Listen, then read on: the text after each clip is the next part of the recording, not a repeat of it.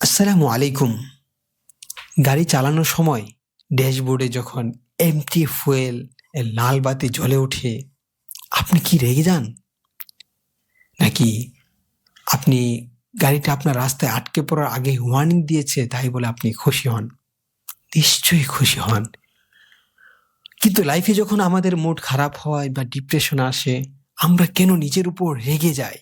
Modern psychology বলছে আপনার এই খারাপ মেজাজ আসলে কোনো সমস্যা না, এটা আপনার সুপার পাওয়ার। এটা একটা অ্যাডভান্স গাইডেন্স। বিখ্যাত লেখক এস্থার এবং জেরি হিগস ইমোশনকে গাড়ির ফুয়েল গেজের সাথে তুলনা করেছেন। আপনার খারাপ লাগা, রাগ বা হতাশা এগুলো আসলে আপনাকে শাস্তি দেওয়ার জন্য আসেনি। এগুলো জাস্ট একটা সিগন্যাল বা নোটিফিকেশন। এই সিগন্যাল আপনাকে বলছে, প্রিয় ভাই, আপনার মেন্টাল ব্যাটারি লো হয়ে গেছে, আপনার এখন রিচার্জ করা দরকার।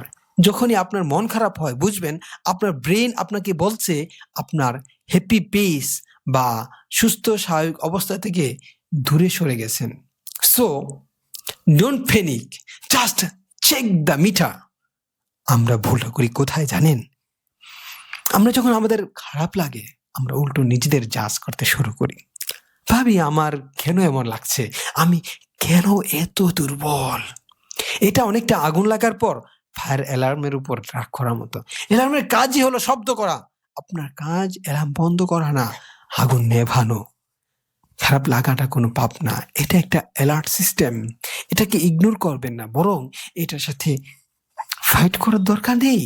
প্রিয় ভাই, ইন্টারেস্টিং ব্যাপার হলো ইসলাম এই কনসেপ্টে 1400 বছর আগে আমাদের শিখিয়েছে কলব, হার্টের মেকানিজম দিয়ে।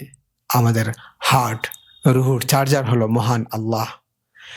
যখনই আমরা পাপ, দুনিয়ার মোহ বা টেনশনে পড়ে আল্লাহ থেকে ডিসকানেক্ট হয়ে যায়, ইসলাম আমাদেরকে এটাকে বলে গাফলা, তখন আমাদের হার্ট অস্থির হয়ে যায়। এই যে আপনার ভেতর শূন্যতা বা এনজাইটি কাজ করছে, এটা আল্লাহর পক্ষ থেকে একটা রহমত।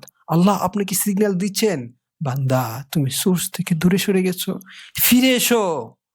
তাহলে এই সোল রিচার্জ করবেন কিভাবে?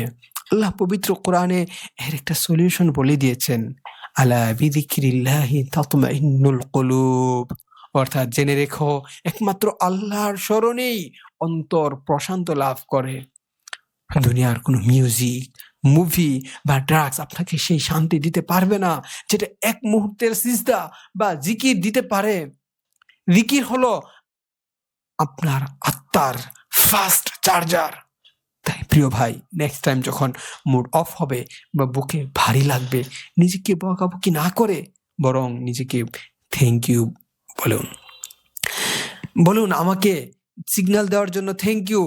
তারপর উঁচু করে 2 রাকাত নামাজ পড়ুন, আল্লাহকে ডাকুন, দেখবেন ফুয়েল গ্যাস আবার ফুল হয়ে গেছে।